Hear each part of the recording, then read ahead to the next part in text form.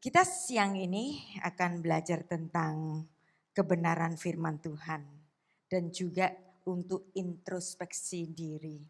Apakah kita benar-benar datang ke gereja untuk mencari Tuhan? Nah, bahasan yang kita akan pelajari bersama adalah selfie worship the self. Ibu-ibu suka selfie kan? Saya juga. Nah, tapi apa yang dimaksud dengan selfie worship the self? Hari ini eranya medsos, orang membranding diri dengan apa? Dengan tulisan-tulisan di medsos kita, dengan foto-foto di medsos kita. Dan kali ini adalah eranya TikTok. Orang bikin TikTok. Semuanya bikin TikTok. Mau politisi, pendeta, ibu-ibu, semuanya bikin TikTok. Nggak perlu profesional videonya. Nggak perlu fotonya diedit secara profesional. Yang penting apa? Yang penting punya daya tarik yang unik dan kemudian itu jadi viral. Dan kalau sudah viral, dan itu adalah suatu kesempatan bagi kita untuk unjuk diri, aku ada loh di sini, aku bisa ini. Nah, dan hari ini juga semua gereja, hampir semua itu semuanya menggunakan media sosial. Dan bahkan politisi, pemilihan umum, orang yang sedang kampanye itu pakai media-media sosial. Mau TikTok, mau YouTube, mau apapun. Dan kita semua bisa terpecah belah gara-gara media sosial ini. Dan kita bisa membranding diri. Mau jualan siapa? Mau jualan politisi yang mana? Dan politisi-politisi ini di-branding sedemikian rupa seolah-olah menjadi dewa yang gak pernah salah. Itu di sisi politik yang kita sudah lewati bersama. Ada 2 kubu atau bahkan 3 kubu, masing-masing fanatik dengan pilihannya. Dan kemudian kita jadi terpecah-pecah, suami dan istrinya bisa beda pilihan, ibu dan anak-anaknya bisa beda pilihan, dan kita bisa jadi enggak sapa-sapaan gara-gara branding yang ada di medsos itu. Nah, demikianlah medsos itu memicu pertumbuhan ekstremisme. Dan bahkan gereja pun juga begitu. Kita rame-rame membranding diri dengan medsos kita. Pendeta motong-motong videonya, dicari kata-kata kunci yang dapat menaikkan viewer dari pendeta itu. Dan kemudian dia punya massa, dia punya follower yang kemudian dapat membanggakan dirinya. Kalau sudah ada di ranah ini, benar gak sih kita ke gereja itu cari Tuhan? Benar gak sih para hamba Tuhan itu kalau melayani di gereja seperti saya berdiri di sini nih. I'm worship God. Coba. Kita bisa terjebak oleh worship kepada diri kita sendiri. Aduh cantik loh aku. Bajuku baru. Betapa banyak ibu-ibu kalau sudah pakai baju yang satu masuk di Instagram, itu bajunya nggak akan dipakai lagi untuk foto di Instagram yang sama. Betapa banyak yang begitu. Nah ya. Dan orang Kristen punya banyak aliran. Ada aliran Pentakosta, ada aliran Reform, ada aliran macam-macam. Tapi kita semua dipersatukan dengan satu agama baru. Anda tahu agama baru sekarang? Ini. Selfie. Agama kita adalah selfie. Worship the self. Termasuk ketika kita datang ke gereja. Kita cari pembicaranya. Kita cari song leadernya, worship leadernya. Asik apa enggak? Musiknya asik apa enggak? Lampu-lampunya oke apa enggak? Tempatnya nyaman atau enggak? Untuk memuaskan aku. Tuhan, aku hari ini lagi enggak enak hati dengan suamiku yang menyebalkan itu. Lalu kemudian cari Tuhan untuk cari penghiburan. Dengan lagu-lagu yang enak. Ya. Apa yang aku dapat kalau aku datang ke gereja? Firman apa yang enak buat telingaku? Jadi ke gereja bukan cari Tuhan. Tapi untuk aku dan aku dan aku dan aku. Nah itu namanya apa? Selfie. Worship the self.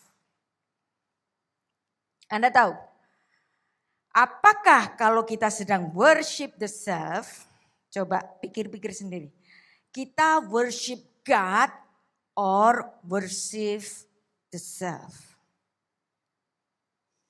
Betapa banyak gereja sekarang berubah menjadi churchtainment. Supaya apa? Supaya menarik jemaat tambah banyak. Untuk menyenangkan jemaatnya, duduk tepuk tangan gembira dengar firman-firman yang menguatkan, motivasi-motivasi terus pulang. Di rumah ada problem, bingung lagi, ke gereja lagi, dipuaskan, pulang lagi. Bingung lagi, ke gereja lagi, dipuaskan, pulang lagi. Itu adalah tipe-tipe dari jemaat yang masih kanak-kanak. Dan kalau Anda belajar dari orang-orang Yahudi, ini agak berbeda. Apa yang Anda pikirkan tentang worship? Apa sih yang Anda pikirkan tentang worship? Worship itu menyanyi, menari, melompat, bermain musik, bertepuk tangan, menari-nari. Itu namanya worship. Tapi bagi orang Yahudi, worship itu berbeda. Ya. Study Bible is the highest worship. Kenapa? Kenapa orang Yahudi memandang bahwa studi Bible is the highest worship? Bayangin kalau kita menyanyi, bayangin kalau kita berdoa, bayangin kalau kita berbahasa roh bahkan. Ya. Kalau kita worship, yang kita labeli worship itu apa? Mulut kita bicara kepada Tuhan dengan sangat riang-riang, rame, berteriak, bahkan menangis. Kita mengucapkan sesuatu untuk Tuhan. Tetapi worship yang paling tinggi adalah ketika Anda duduk diam, membaca firman Tuhan, membiarkan Tuhan yang berbicara, bukan kita sendiri yang ngoceh, itu adalah the highest worship. Betapa banyak kita berdoa tapi apa? Mendikte Tuhan. Tuhan aku mau ini. Tuhan aku mau suamiku lebih manis kepadaku. Tuhan aku mau mantuku yang sombong itu. Dia lebih manis kepadaku. Tuhan aku mau mertuaku yang judes itu menjadi lebih manis kepadaku. Untuk aku dan untuk aku kita yang ngoceh kepada Tuhan. Tapi sebenarnya kita nggak mau pernah berubah. Nah makanya the highest worship itu bukan ketika sedang menyanyi. Bukan ketika kita sedang berdoa mengucapkan kata-kata permintaan kepada Tuhan. Tetapi justru kita sedang duduk membaca firman Tuhan, membiarkan Tuhan yang berbicara kepada kita. Itulah the highest worship. Nah sekarang, apa yang Anda bayangkan dengan gereja setan? Gereja yang menyembah setan. Yang pakai ritual-ritualnya yang mengerikan itu. Kalau setan pakai cara yang seperti itu, yang kita udah tahu, wah itu gereja setan tuh. Pakai ritual yang aneh-aneh, wah itu gereja setan. Kalau iblis pakai cara yang itu aja, ya itu artinya ridiculous banget. Nyembah setan dengan cara begitu. Gereja yang kita pikir sebagai gereja yang benar, itu bisa menjadi gereja setan. Ketika kita mengubah gereja kita menjadi gereja yang worship the self untuk aku dan aku dan aku dan aku. Supaya aku dapat ini, supaya aku dapat itu, supaya aku meningkat, supaya karirku naik. Nah, jadi setan itu gak perlu pakai wajah yang garang atau yang serem-serem itu. Anda tahu di Alkitab kan bicara. Iblis dapat berubah menjadi malaikat terang. Ya. Nah, jadi sekarang kita tahu. Worship adalah the highest worship. Dan studi Bible adalah the highest worship. Nah, sekarang coba kita pikirkan. Apakah dalam beribadah kita masih mementingkan diri sendiri? Apakah ketika kita beribadah, termasuk saya di sini yang sedang melayani Tuhan, apakah ini hanya untuk aktualisasi diri saya? Apakah ini untuk nambah portfolio di medsos saya saja? Nah, kalau demikian, saya pun masuk ke dalam babak agama baru. Agama apa tadi? Agama apa? Selfie. Agama baru kita sama. Mau Islam, mau Buddha, mau Katolik, mau Kristen Protestan, mau karismatik, mau reform. Kita semua berubah menjadi agama yang sama. Agamanya apa? Selfie. Worship to self. Apa sih dosa yang membuat manusia itu jatuh ke dalam dosa? Adalah dosa yang mengambil alih posisi Tuhan untuk diriku.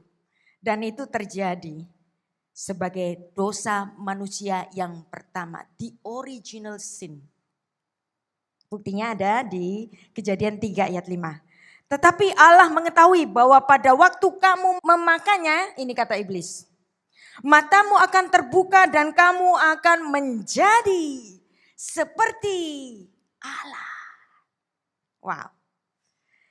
Jadi dosa ingin menjadi seperti Allah itu terjadi sejak mulanya dan sampai hari ini.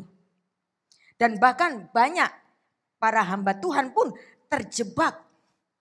Bukan membawa jemaat menyembah Tuhan, tetapi membawa jemaat untuk menyembah dirinya jadi ngefan sama hamba Tuhan itu.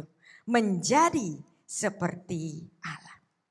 Nah, itulah kenapa ingin itu menjadi perintah yang terakhir. Jangan ingin itu menjadi perintah yang terakhir dari 10 firman. Nah, kalau yang ditaruh yang terakhir berarti ini yang terberat, yang terpenting, yang menjadi pokok utamanya. Hukum pertama, jangan ada ilah-ilah asing. Hukum kedua, jangan membuat patung bagiku. Hukum ketiga, jangan menyebut nama Tuhan sembarangan. Hukum keempat, hormati Sabat. Hukum kelima, hormati orang tua dan seterusnya. Dan yang ke-10 Anda tahu, jangan ingin. Jangan mengingini milik tetanggamu. Jangan mengingini lembunya. Kalau hari ini bukan lembu, mobilnya. Ya kan? Kok tetangga aku kok mobilnya baru? Kita kok sama-sama aja papa. Gitu. Nah akhirnya si suami tergoda. Ada proyek baru di kantornya. Dan kemudian melakukan markup untuk proyek itu. Gara-gara tergoda ingin seperti tetangganya yang punya mobil baru. Jadi dosa ingin ini menjadi fokus yang terpenting dari semua dosa. Semua dosa berawal dari ingin. Ingin kaya, korupsi. Ingin punya, mencuri. Ingin istri tetangga, berselingkuh. Ingin suami tetangga, ngambil suami orang lain. Jadi semuanya itu berasal dari apa? Dari ingin. Nah, jadi itulah keinginan yang manusia pun ingin menjadi seperti Allah. Adam pernah ingin seperti Allah. Kalau kamu makan buah ini kamu akan menjadi seperti Allah kata iblis. Dan manusia termakan oleh godaan iblis itu. Dan ini pun juga dibahas dalam Yesaya 14 ayat 12 sampai 15. Dan ini biasanya ayat ini kita tafsirkan bahwa ini adalah dosa kejatuhan iblis. Yang dimana iblis pada awalnya adalah seorang penghulu malaikat. Nah karena penghulu malaikat ini ingin menyamai seperti Allah, maka kemudian dia jatuh.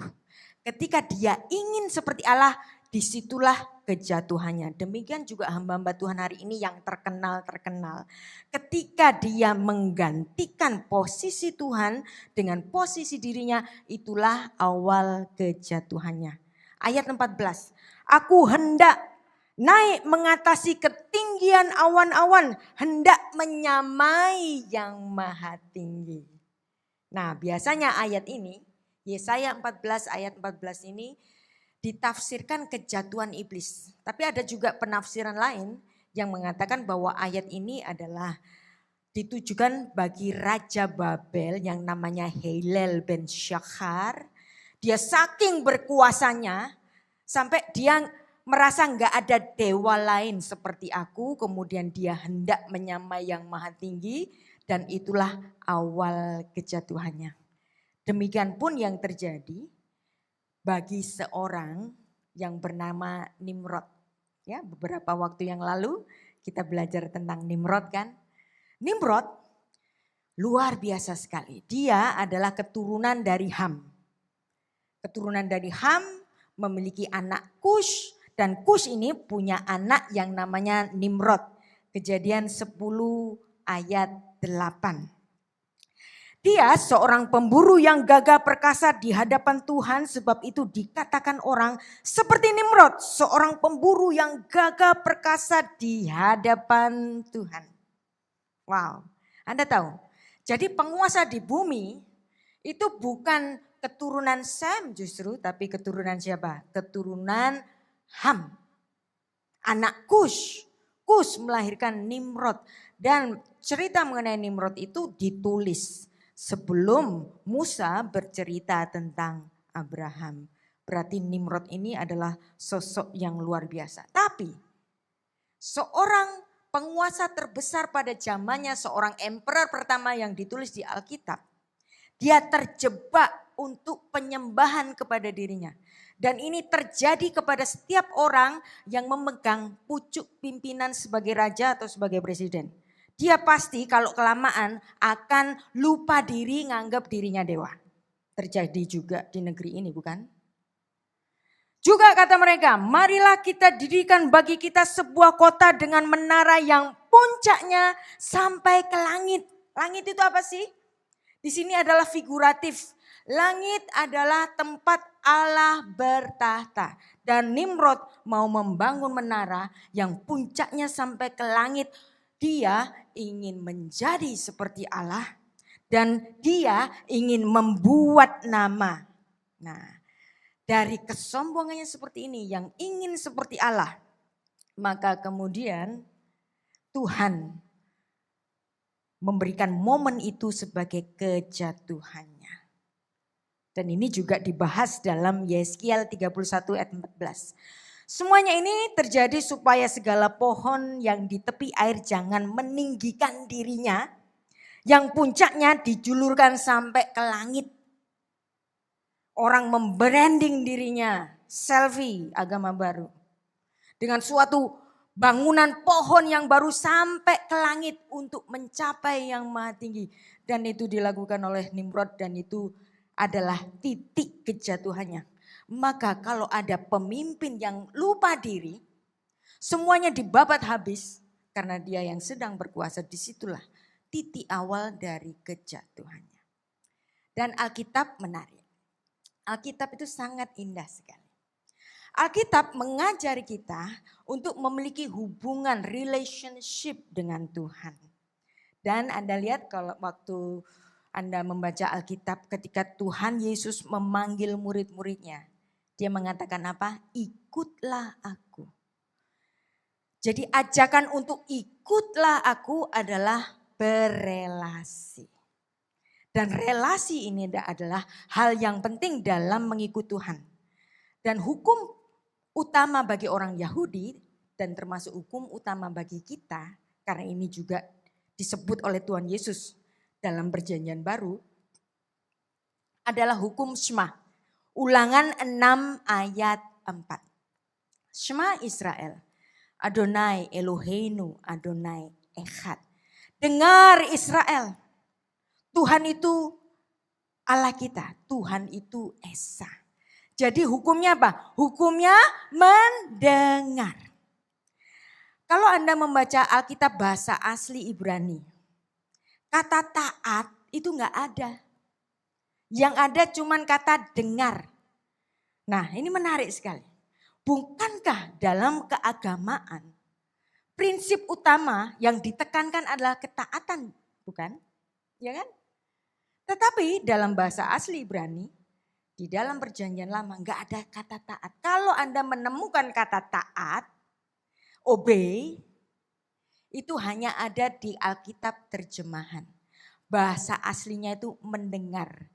Mendengar dalam artian kemudian merespon, dalam artian kemudian bertanggung jawab terhadap yang dia dengar. Itulah prinsip ketaatan. Jadi ketika kita belajar tentang firman Tuhan, kita mencoba untuk mendengar Tuhan, itu adalah titik kerohanian kita yang tertinggi. Relasi kita dengan Kristus pun Tuhan mengatakan apa? Ikutlah aku, karena memang hukumnya relasi. Nah, kita akan membaca satu bagian dari ayat Alkitab di mana Tuhan Yesus mengumpamakan dirinya sebagai pohon anggur. Yohanes 15 ayat 5. Akulah pokok anggur dan kamulah ranting-rantingnya, barang siapa tinggal di dalam aku dan aku di dalam dia, ia berbuah banyak. Sebab di luar aku kamu tidak akan dapat berbuah apa-apa. Barang siapa tidak tinggal di dalam aku, dia akan dibuang keluar seperti ranting yang kelir, kemudian dikumpulkan orang, dicampakkan ke dalam api lalu dibakar. Nah, dan kita sering juga menyalahartikan ayat ini sebagai ayat emas kita. Ya. Kalau kita doa, kita harapannya itu apa? Semua apa yang kita minta itu berhasil. Dipenuhi oleh Tuhan. Iya dong, betul dong, ada ayatnya kok. Di mana ayatnya? Kita baca. Yohanes 15 ayat 7. Jikalau kamu tinggal di dalam aku dan firmanku tinggal di dalam kamu, mintalah apa saja yang kamu kehendaki dan kamu akan menerimanya. Ada amin di sini, ada ayatnya. Tetapi kita seringkali menyalahartikan ayat ini gara-gara apa? Gara-gara lost in translation. Ada kata-kata yang saya kasih warna merah, yaitu kata tinggal. Dan kata tinggal, dwell, abide, bahasa Inggrisnya. Ya, semuanya itu adalah kata-kata yang lost in translation, yang tidak memenuhi seluruh makna dari kata dalam bahasa Semitnya. Memang perjanjian baru itu ditulis dalam bahasa Yunani. Karena bahasa Yunani itu seperti bahasa Inggris kala itu. Bahasa Yunani adalah bahasa internasional kala itu seperti bahasa Inggris hari ini. Nah, karena Tuhan meminta murid-muridnya untuk menginjil kepada semua bangsa, maka perjanjian baru ditulis dalam bahasa Yunani. Tetapi coba Anda bayangkan, seandainya Tuhan Yesus itu mengajar kepada semua murid-muridnya, pastilah dia mengajar dengan bahasa Ibrani atau bahasa Aramaik sebagai bahasa sehari-hari. Dan juga kita menemukan ayat yang lainnya dalam hal doa. Minta ketok dapat. Ya. Matius 7 ayat 7, mintalah maka akan diberikan kepadamu, carilah maka kamu akan mendapat, ketoklah maka pintu akan dibukakan bagimu.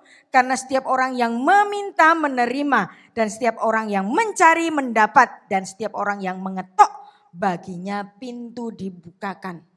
Ada ayatnya, amin. Semua yang kita doakan pasti dikasih, ada ayatnya. Tapi apakah sesederhana itu?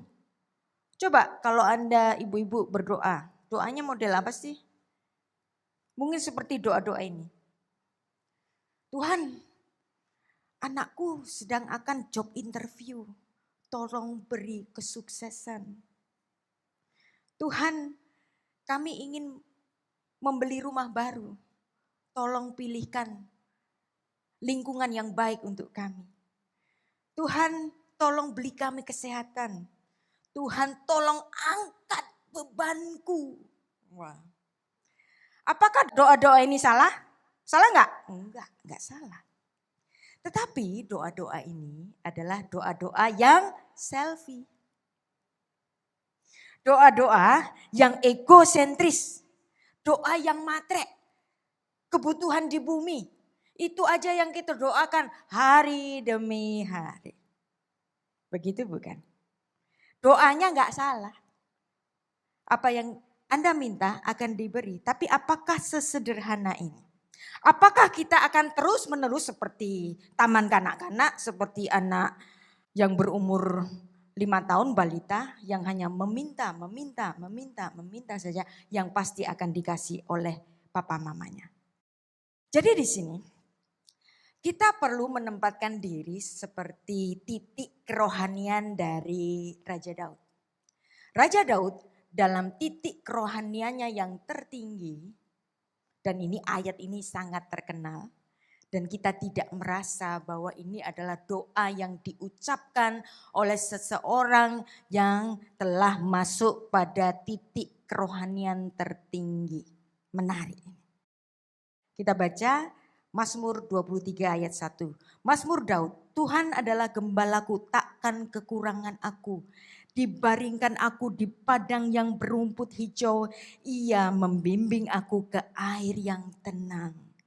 Ia menyegarkan jiwaku, ia menuntun aku di jalan yang benar oleh karena namanya.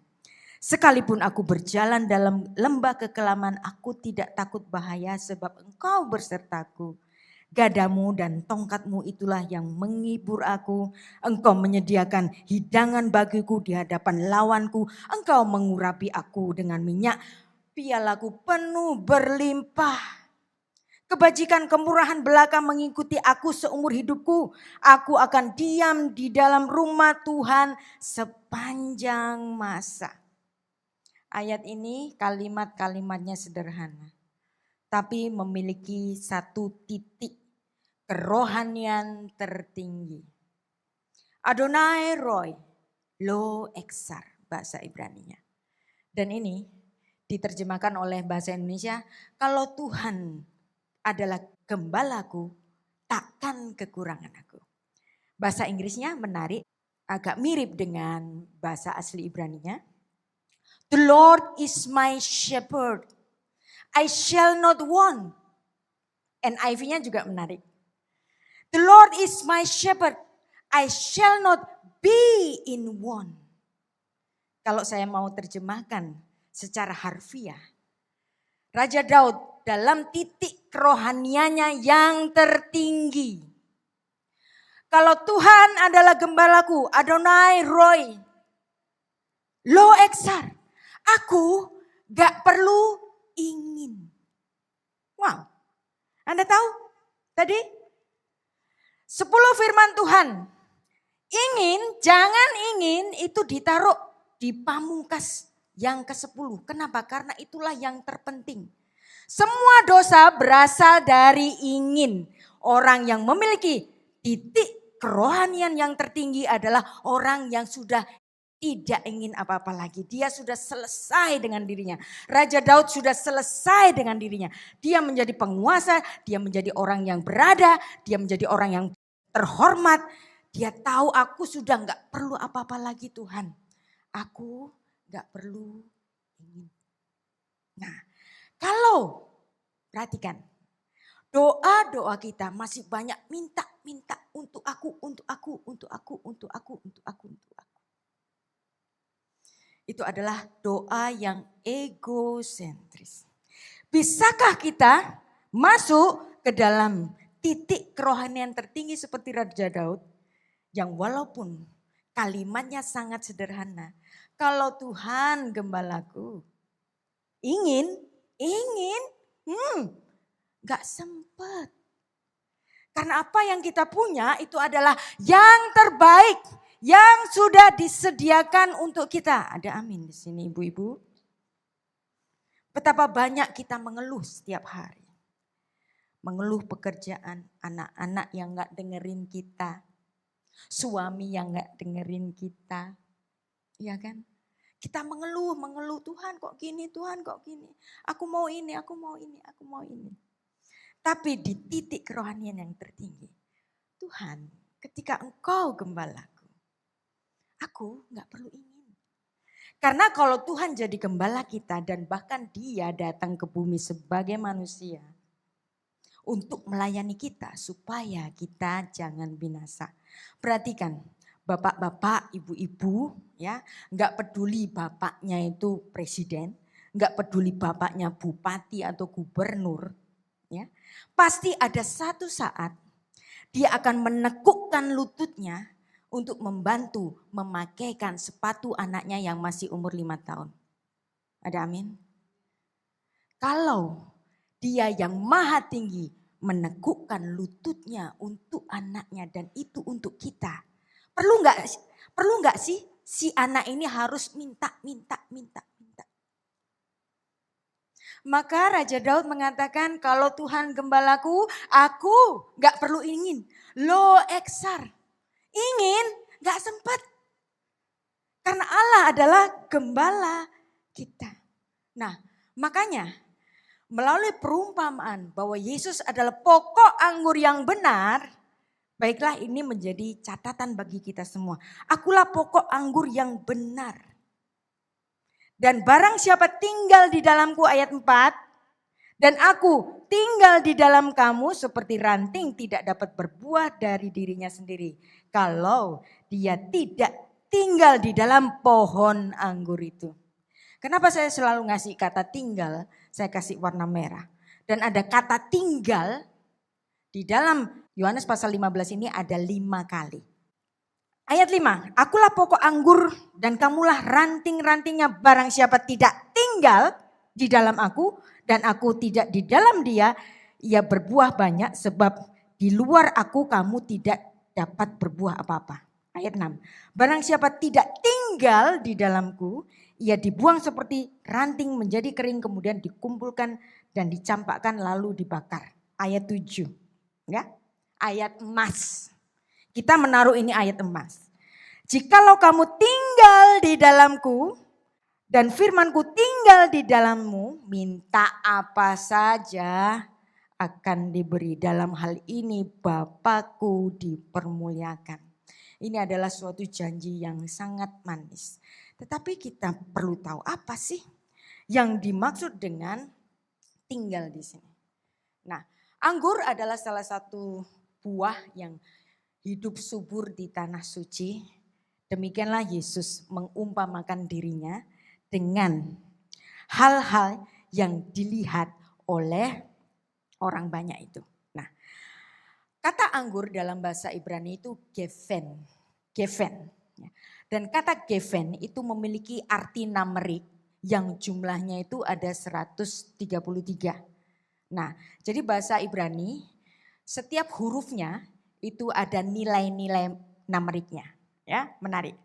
Dan nilainya adalah 133 untuk pokok anggur yang benar ini. Dan kata gefen yang berjumlah 133 ya, gimel itu nilainya 3, fe nilainya 80, nun nilainya 50 kalau jumlah 133. Dan ini berhubungan dengan kata yaitu nefek. Nefek itu artinya to sprout out, berbuah banyak. Jadi nilai dari kebun anggur, dari pohon anggur adalah buah yang dihasilkannya. Dan pohon anggur itu sifatnya adalah berbuah. Nah, you are what you give. Kenapa pohon itu disebut pohon anggur? Karena dia memberikan pohon anggur. Kenapa pohon itu disebut pohon pisang? Karena dia memberikan pisang.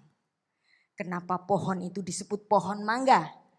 Karena dia memberikan mangga. You are what you give. Kenapa namamu disebut Iliana, Ibu Iliana? Karena engkau memberikan sesuatu di dalammu. Sehingga engkau dikenal dengan namamu. Jadi seperti pohon anggur yang menghasilkan buah, demikianlah murid Kristus harus menghasilkan buah. Dan secara namrik ini nilainya sama. Pohon anggur harus berbuah. Gefen itu harus nefek. Dan kita akan belajar mengenai lost in translation yang tadi sering saya bicarakan. kelemahan kita kalau kita membaca Alkitab bahasa terjemahan, entah itu terjemahan bahasa Indonesia atau terjemahan bahasa Inggris, ada makna yang terkikis. Bukan salah terjemahannya, tapi maknanya yang terkikis. Ya kan? Saya sering memberikan contoh-contoh ini. Misalnya contohnya apa? Nasi punel dalam bahasa Inggris. Fluffy rice. Apakah fluffy? Punel itu kan ada kenyal-kenyal di mulut. Gak bisa digambarkan dalam bahasa Inggris. Dan juga misalnya kata dalam bahasa Inggris gurih. Gurih, apa bahasa Inggrisnya? Gurih. Bahasa Inggrisnya gurih itu mungkin orang menerjemahkan dengan severe. Ya. Tapi apakah kata severe itu menerjemahkan betul-betul makna gurih? Gurih itu kan kayak gini. Gurih itu seperti ada santan-santannya dan ada micin-micinnya gitu kan. Ya kan? Nah, apa sih bahasa Inggrisnya gurih? Tasty, delicious, apple, tasty. Apple enggak gurih. Nah, inilah kelemahan dari yang namanya lost in translation. Itulah ada pepatah yang mengatakan something always lost in translation. Termasuk ketika Tuhan Yesus mengatakan kata tinggal di sini. Nah, kata tinggal di sini dalam bahasa Yunani dituliskan dengan meno. Meno arti harfiahnya berdiri. Wow. Sebenarnya ada kata lain dalam bahasa Yunani, kata tinggal, dwell, abide, itu diamoni. Diamoni, dia itu melewati, moni berdiri. Jadi rumah itu tempat untuk istirahat, untuk berbaring, untuk duduk, untuk leyeh-leyeh. Tapi di sini Yesus nggak pakai kata untuk berbaring, tapi berdiri. Saya mau tanya kepada Anda semua. Kalau di rumah, di dalam suatu gedung, ada orang tidak leyeh-leyeh, tapi berdiri. Saya mau tanya, jenis orang apakah dia? Dia adalah jenis soldier of God. Seorang tentara berdiri berjaga-jaga di sebuah gedung. Kalau kita masuk ke rumah untuk duduk, untuk leyeh-leyeh, untuk leha-leha. Tapi di sini Tuhan Yesus bilang apa? Tinggallah dalamku, meno, berdiri, bersiap di dalam aku dan aku di dalam kamu, sama seperti ranting tidak dapat berbuah dari dirinya sendiri kalau ia tidak tinggal, berdiri, bersiap pada pokok anggur. Demikianlah juga kamu tidak akan berbuah jikalau kamu tidak tinggal, berdiri, bersiap di dalam aku. Nah, kalau dalam artian seperti ini, Anda mengartikan apa di sini? Kalau engkau berdiri bersiap di dalam aku, minta apa saja, maka aku akan memberi. Dalam hal ini Bapakku dipermuliakan. Nah, tapi kita sekarang doanya itu minta apa sih?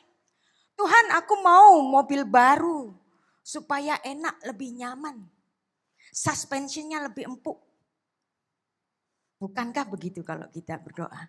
Tuhan, aku mau pelesiran. Apakah itu tindakan berdiri di dalam Yesus yang bersiap? Apakah doa-doa semacam ini yang dimaksud oleh Tuhan Yesus dalam ayat emas tadi? Yohanes 15 ayat 7, enggak kan? Nah, jadi disinilah makna dari lost in translation akibat salah terjemahan. Akibat terjemahan yang kurang tepat, bukan salah terjemahan. Terjemahannya sudah benar. Ya, tapi ada makna yang terkikis. Jadi dalam bahasa Ibrani itu ada dua kata dwell. Ada dua kata tinggal. Yang pertama adalah yashav. Yashav itu arti harfiahnya duduk. Maka dari kata duduk muncul kata dalam bahasa Indonesia penduduk. Orang yang menduduki wilayah itu. Menduduki rumah itu maka dia disebut penduduk. Tapi ada kata lain dalam artian dwell. Dalam bahasa Ibrani itu adalah apa? Amat. Amat itu berdiri. Dan Tuhan Yesus nggak pakai kata duduk. Artinya apa? Jikalau kita mengikut Kristus dan kita minta macam-macam untuk kesenangan diri, untuk worship the self, supaya kita mengaktualisasi diri, yang ono punya tas baru, aku punya tas baru sekarang. Tuhan, aku mau diberikan berkat supaya tasku ganti, supaya sepatuku ganti, supaya bajuku baru. Nah, itu apakah tindakan berdiri bersiap di dalam Yesus? Kita berdoa minta kenyamanan, tapi Yesus berkata, jikalau engkau berdiri bersiap, mone. Berdiri bersiap. Nah, dalam hal ini kita mulai memahami makna kata tinggal di dalam Kristus. Nah, sekarang saya berikan ilustrasinya. Pada zaman itu adalah zamannya orang Israel itu dijajah oleh tentara Roma, oleh Emporium Romawi. Dan mereka terbiasa melihat tentara Roma yang sangat disiplin. Nah, Yesus menggunakan kata berdiri seperti tentara itu.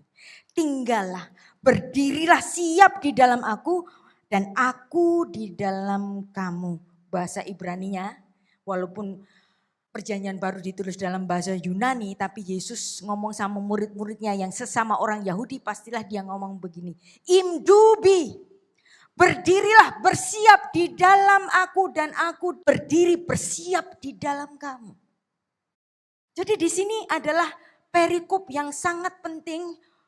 Tinggal di dalam Yesus, bukan duduk lama-lama di gereja. Bukan duduk lama-lama berdoa terus. Berdoa memang penting, yes.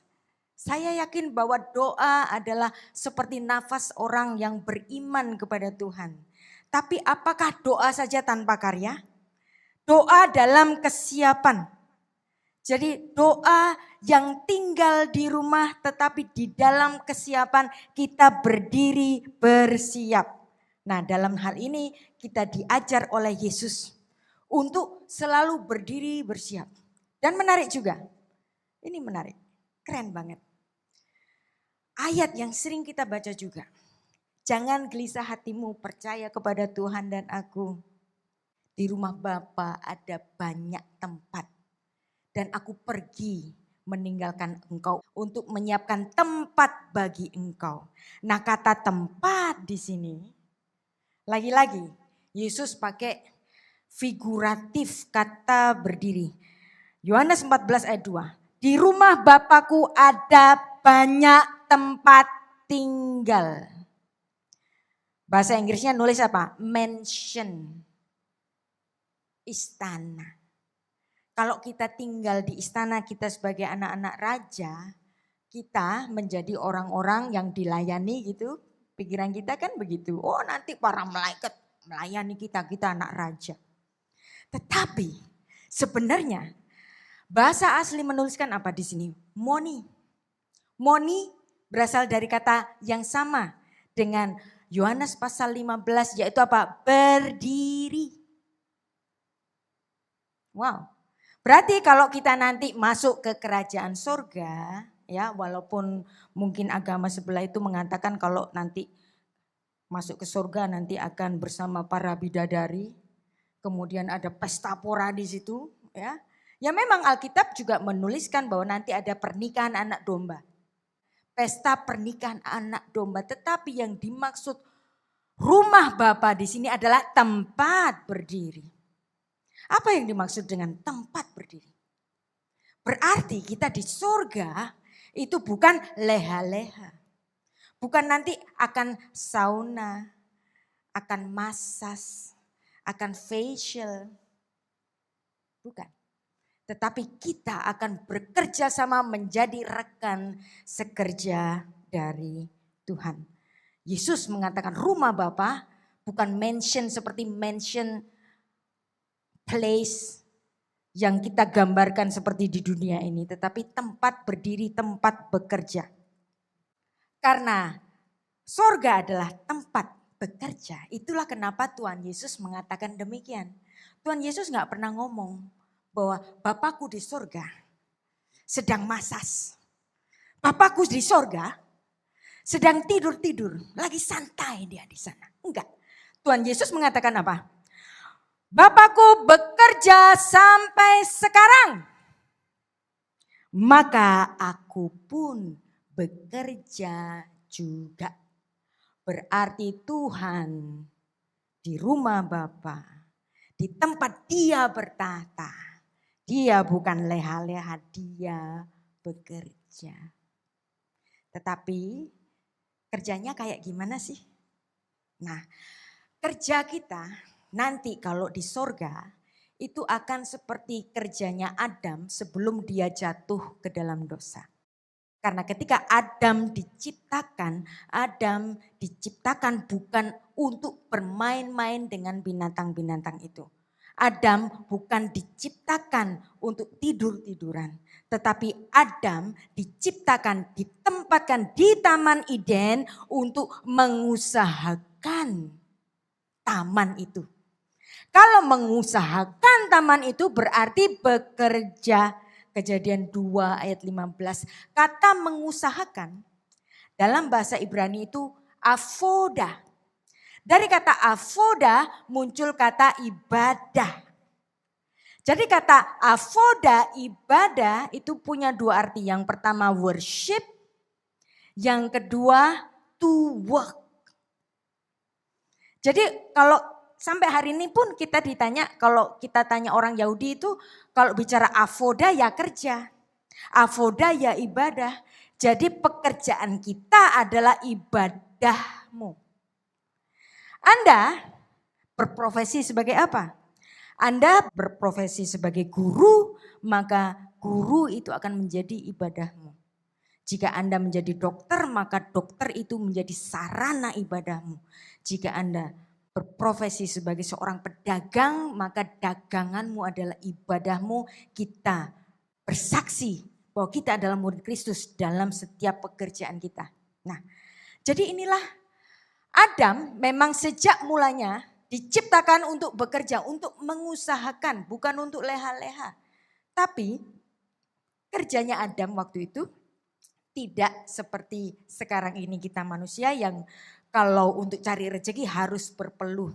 Kenapa Adam kemudian harus berpeluh cari rezeki? Karena Adam jatuh ke dalam dosa. Jadi inilah Alkitab itu selalu memberikan gambaran-gambaran dalam konteks militer. Jadi kalau jadi anak Tuhan gak ada itu namanya leha-leha.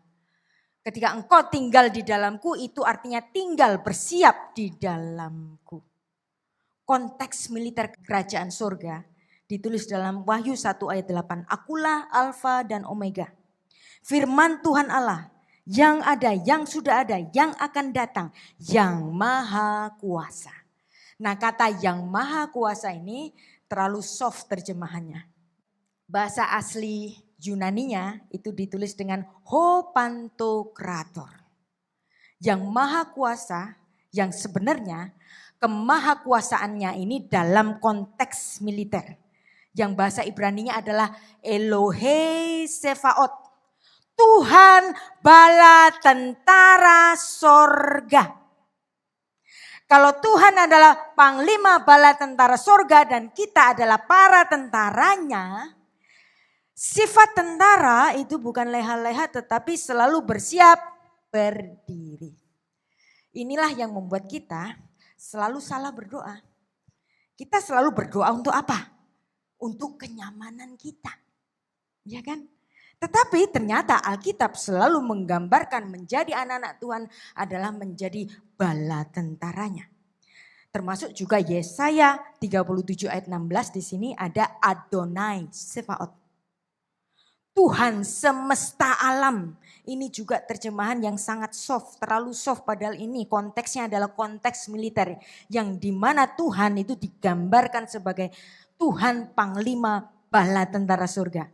Adonai Sefaot. Inilah gelar kemiliteran Allah.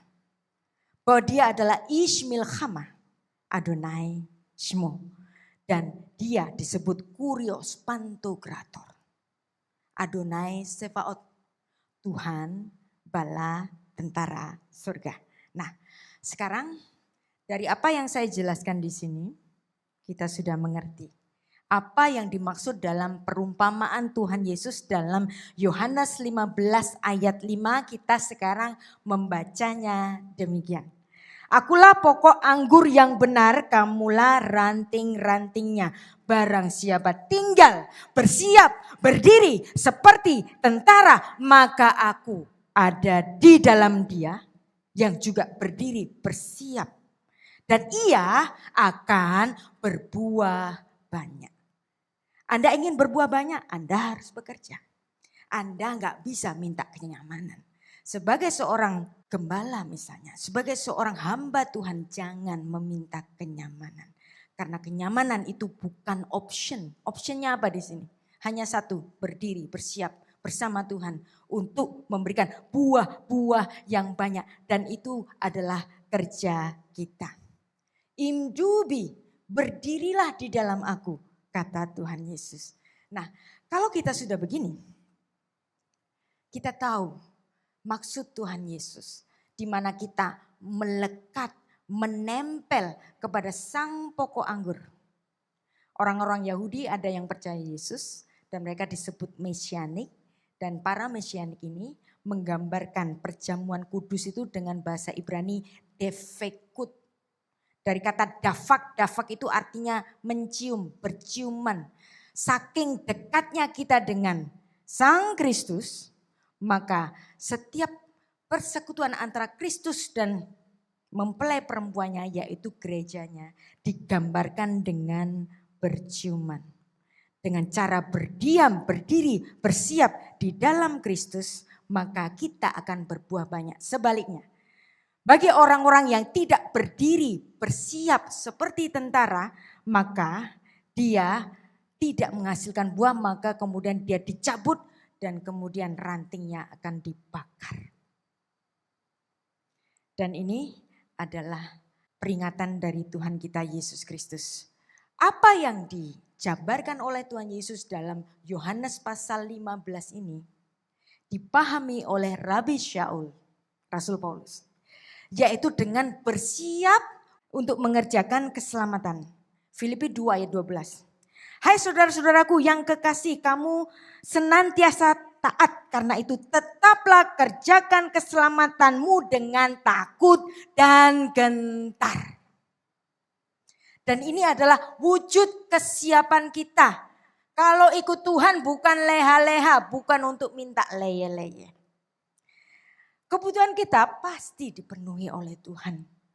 Seperti Raja Daud tadi berkata, kalau Tuhan gembalaku, pengen. Gak sempet tuh. Kata Raja Daud, bisakah kita melakukan hal ini? Kita teruskan dalam Efesus pasal 6. Ini pun adalah implikasi dari Yohanes pasal 15. Kenakan seluruh perlengkapan senjata Allah supaya kamu dapat bertahan melawan tipu muslihat iblis. Ayat 12.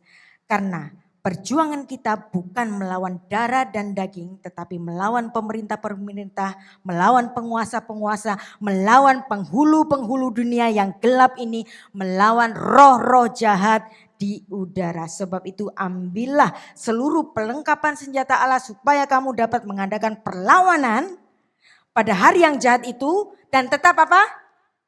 Duduk. Leha-leha. Leyeh-leyeh. Enggak, apa? Berdiri. Berdiri.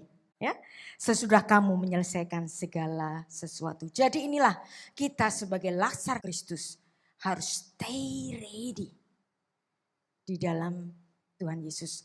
Dan kita harus fokus, stay ready like a soldier. Ayat 7 kita baca lagi. Jikalau kamu tinggal, siap berdiri di dalam aku dan firmanku siap berdiri di dalam kamu. Minta apa saja yang kau kehendaki, maka kamu akan menerimanya. Ini adalah pengertian yang benar. Jadi ayat itu bukan untuk meminta kenyamanan. Nah, kenapa murid-murid Kristus ketika Tuhan meminta mereka untuk menemani Yesus Kristus sebelum masuk ke dalam masa sengsara besarnya. Terus kemudian murid-muridnya itu ketiduran. Kenapa? Karena duduk. Leye-leye, ngantuk deh. Ya. Markus 14 ayat 34. Lalu katanya kepada mereka, hatiku sangat sedih seperti mau mati rasanya. Dan Yesus ngomong apa di sini? Tinggallah. Stay with me. Tapi bahasa Yunaninya apa? Meno di sini. Berdirilah, berjaga-jagalah bersamaku di sini. Apakah murid-muridnya melakukan itu? Kita pun mungkin seperti para murid Kristus pada zaman Tuhan Yesus itu kan, yang kemudian ngantuk karena terlena dengan kenyamanan kita, nggak peduli, diminta oleh Tuhan Yesus sebagai sang panglima besar kita untuk berdiri. Kita tidak menjadi seorang tentara yang berdisiplin untuk selalu berdiri. Jadi sekarang kita tahu di sini, Rasul Paulus juga mengatakan berdirilah tegap, Efesus 6 ayat 14.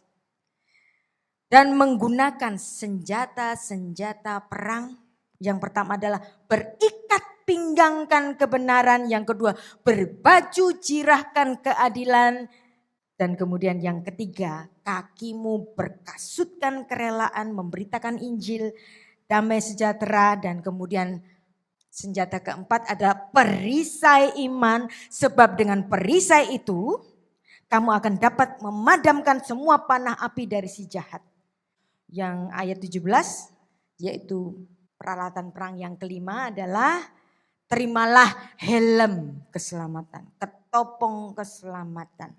Dan yang keenam adalah pedang roh yaitu firman Allah. Tapi ada satu yang tidak digambarkan oleh Rasul Paulus yaitu apa? Doa dan permohonan. Ini enggak digambarkan oleh Rasul Paulus. Kira-kira kenapa? Yang tadi ada gambarannya semua kan? Ya. Kebenaran itu digambarkan sebagai baju jirah, ketopong keselamatan, helm keselamatan, semuanya ada. Tapi yang satu aja, doa, permohonan itu enggak dia gambarkan. Kenapa? Nah ini kita perlu memahami latar belakang. Rasul Paulus ini nulisnya di mana?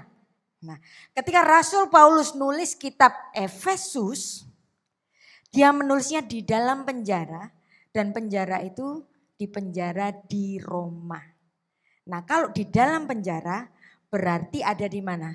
Berarti ada di suatu gedung atau di dalam suatu wilayah tertentu di dalam penjara itu yang dimana seorang prajurit itu nggak perlu membawa senjata jarak jauh untuk jarak jauh ya. Senjata untuk jarak jauh itu apa? Panah atau apa? Tombak. Nah, jadi para tentara ini nggak bawa panah dan tombak karena ada di dalam penjara. Tapi yang lain dia gunakan. Nah, makanya itulah kenapa Rasul Paulus tidak menggambarkan doa dalam panah atau tombak. Tapi kalau boleh saya tambahkan, doa adalah senjata kita jarak jauh. Kita dapat mendoakan anak kita yang lagi sekolah jauh di luar negeri. Kita dapat mendoakan orang-orang yang lagi sengsara di sebelah Gaza, Rama atau yang lainnya. Kita mendoakan untuk daerah-daerah yang masih miskin jauh di sana. Dan itu adalah perlengkapan senjata jarak jauh kita seperti panah. Nah, jadi inilah latar belakang dari kitab Efesus yang ditulis oleh Rasul Paulus di penjara di Roma. Jadi kita sekarang, kita harus berfokus untuk mengikut Kristus, berdiri, bersiap, berikat pinggangkan kebenaran, berbaju jirahkan keadilan, berkasut kerelaan memberitakan Injil, berperisaikan iman. Yang kelima, ketopong keselamatan. Keenam, pedang roh firman Allah. Dan yang ketujuh adalah doa dan permohonan. Kalau boleh saya menggambarkan ini seperti panah yang kita luncurkan dari jarak jauh dan menuju ke sasarannya. Nah, dengan cara demikian, saya harapkan kita semua mengerti bahwa mengikut Tuhan bukan sekedar minta dan minta dan minta. Memang kalau berdoa memang dikasih ada ayatnya kok. doa itu gak salah. Doa meminta juga gak salah. Tetapi kita sekarang belajar mengenai fokus kita di mana sih? Fokus kita itu untuk diri kita sendiri ataukah untuk Tuhan? Apakah kita terlalu egois untuk meminta semuanya untuk kita saja tetapi tidak memperdulikan Tuhan? Dan doa, Alkitab mengatakan doa kita itu setara dengan pemberian korban. Anda tahu kata korban? Saya sering mengatakan bahwa korban berasal dari kata karaf yang artinya mendekat. Jadi kata korban adalah harga mendekat kita kepada Tuhan. Doa kita setara dengan korban karena doa kita adalah cara kita untuk dekat dengan Tuhan. Nah, dan itulah korban syukur kita. Kita bersyukur terus, bersyukur terima kasih Tuhan untuk apa yang aku punya. Mungkin ini belum menjawab doaku, tapi aku tahu Tuhan, Engkau akan memberikan apa yang aku perlu. Karena apa? Banyak sekali hal-hal yang kita doakan sebenarnya bukan yang kita perlukan. Banyak sekali hal-hal yang kita doakan sebenarnya hanya pemenuhan nafsu kita. Ada banyak doa-doa yang hanya sekedar untuk pemenuhan egosentris kita. Dan kita hendaknya bersama-sama berdiri di dalam Tuhan Yesus, di dalam kasih. Karena kasih adalah undang-undang kerajaan Allah, maka kita berdiri di dalam kasih untuk melayani Tuhan dan melayani sesama. Nah, demikianlah doa yang di dalam siaga melayani Tuhan, doa yang dikabulkan Allah. Jadi doa jangan egosentris lagi. Doa adalah juga mendoakan orang-orang lain, syafaat bagi orang lain, dan apa yang kita doakan kalau itu dipenuhi, Tuhan Yesus mengatakan apa di sini? Yohanes 15 ayat 8. Dalam hal ini Bapakku dipermuliakan, yaitu jika kamu berbuah banyak, dengan demikian kamu adalah murid-muridku. Nah, ketika kita menjadi orang-orang yang bersiap menjadi para laskar Kristus, maka nanti kita pun akan menjadi pilar-pilar dari bait suci Allahku. Demikian Tuhan Yesus mengatakan. Pilar itu ditaruhnya itu tidur atau berdiri? Berdiri. Jadi jangan membayangkan bahwa nanti di sorga itu kan cuman pesta-pesta. Kita dilayani para malaikat. No. Kita sama-sama bekerja bersama Tuhan. Berdiri sebagai pilar-pilar di dalam bait Allah. Di sorga nanti. Nah, sekarang kita sudah memahami bersama. Ketika kita worship God. Benar gak sih kita worship God? Para worship leader yang terkenal itu. Benar gak sih kalau yang nyanyi sambil merem-merem begini? Benar gak sih sedang memuji Tuhan? Worship God atau worship the self? Saya pun yang berdiri di sini bisa tergoda untuk beragama selfie. Worship the self. Kiranya ini menjadi satu pemahaman bagi kita semua.